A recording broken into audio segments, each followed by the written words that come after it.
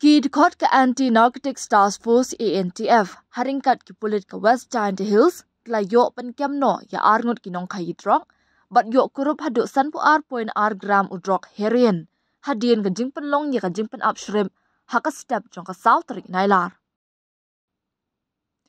Kini ki arngut ki bla syak kem kidai ki balatip kerteng kum Milton Chakraborty baju kotsin Lucky bat Kasim Mudin.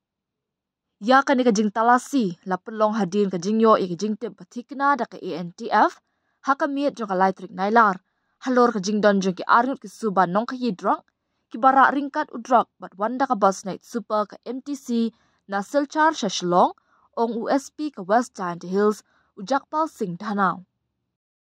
Kumta uloong bagi he ke ANTF haringkat ka jingat rilang bat ki pulit ka JYPS ki la penlong ka jing pen up shrimp haka jaka talasi hami mentedu somer bat yok ban kemno ya kini ki arngut.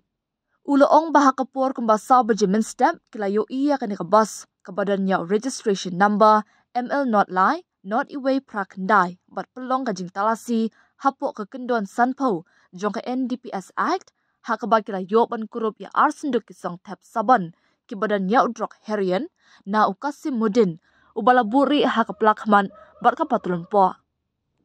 Laitili kesenduk sabon bala sop dak plastik yong la yok kurup na ka patron po jong Milton Chakraborty.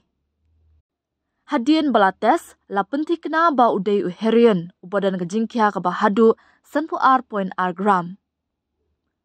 Hadien ki pulit kila register case persya ya kini ki arngut hapo Juwai Police Station hapo ki kendon R.B/R jong ke NDPS Act. Ka jing tokit menta kadangnya syakman ban lap dien syuk-syuk iki wepat ke badan ti haka ni kam kayi drog ong USP.